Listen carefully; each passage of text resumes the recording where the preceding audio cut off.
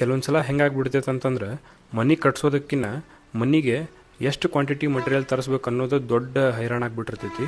So ಆ ಒಂದು tension ದೂರ ಮಾಡೋಕೆ ಒಂದು ವೆಬ್ಸೈಟ್ ಬಗ್ಗೆ ಹೇಳಕತ್ತೀನಿ. ಈ ವೆಬ್ಸೈಟ್ ಒಳಗೆ ನೀವು ವಿಸಿಟ್ ಮಾಡಿದ್ರಿ ಅಂತಂದ್ರೆ ನಿಮ್ಮ ಮನೆ ಕನ್ಸ್ಟ್ರಕ್ಷನ್ಗೆ ಏನೆಲ್ಲ ಮಟೀರಿಯಲ್ ಕ್ವಾಂಟಿಟಿ ಬೇಕೋ ಅದನ್ನು ಯಾವುದೇ ಮ್ಯಾನ್ಯುವಲ್ ಕ್ಯಾಲ್ಕುಲೇಷನ್ ಮಾಡ್ದೇನೆ ನೀವು ಕ್ವಾಂಟಿಟಿನ ತೆಗಿಬೋದು.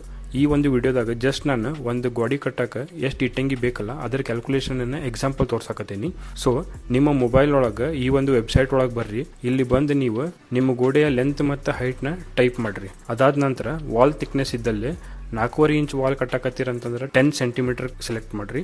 ಅದೇ ನೀವೇನಾದರೂ 9 ಇಂಚ್ ಗೋಡೆ ಕಟ್ಟಕತ್ತೀರಂದ್ರೆ 23 ಸೆಂಟಿಮೀಟರ್ ಅನ್ನೋದನ್ನು ಸೆಲೆಕ್ಟ್ ಮಾಡಿರಿ.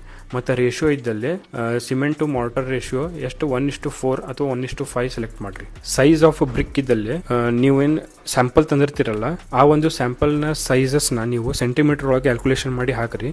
ಇಲ್ಲಿ ನಿಮ್ಮ ಕಡೆ ಸ್ಯಾಂಪಲ್ ಇಲ್ಲ ಅಂತಂದ್ರೆ ಜಸ್ಟ್ ನೀವು ಸ್ಟ್ಯಾಂಡರ್ಡ್ ಸೈಜ್ ಆದಂಥ 19 ಸೆಂಟಿಮೀಟರ್ ಬೈ 9 ಕ್ಯಾಲ್ಕುಲೇಟ್ ಅಂತ ಕೊಟ್ಟರೆ ಈ ಒಂದು ವೆಬ್ಸೈಟ್ ಕ್ಯಾಲ್ಕುಲೇಟ್ ಮಾಡಿ ನಿಮ್ಗೆ ಬ್ರಿಕ್ಸ್, ಸ್ಯಾಂಡ್ ಮತ್ತು ಸಿಮೆಂಟ್ ಎಷ್ಟು ಹೋಗ್ತೈತೆ ಅಂತ ಅದೇ ಹೇಳ್ತೈತಿ. ಈ ಒಂದು ವೆಬ್ಸೈಟಿಗೆ ಹೋಗ್ಬೇಕಂದ್ರೆ ಜಸ್ಟ್ ನೀವು ನಿಮ್ಮ ಗೂಗಲ್ ಕ್ರೋಮ್ನಾಗ ಬ್ರಿಕ್ ಕ್ಯಾಲ್ಕುಲೇಟರ್ ಅಂತ ಟೈಪ್ ಮಾಡಿ ಸರ್ಚ್ ಕೊಡ್ರಿ. ಅದ್ರೊಳಗೆ ಒಂದೇ ಆಪ್ಷನ್ ಬರ್ತೈತಿ ಸಿವಿಲ್ ಇಂಜಿನಿಯರಿಂಗ್ ಕ್ಯಾಲ್ಕುಲೇಟರ್ಸ್ ಅಂತಂದು. ಅದನ್ನು ಟೈಪ್ ಮಾಡಿದ್ರೆ ಸಾಕು ನಿಮ್ಗೊಂದು ಲಿಸ್ಟ್ ಕೊಡ್ತೈತಿ.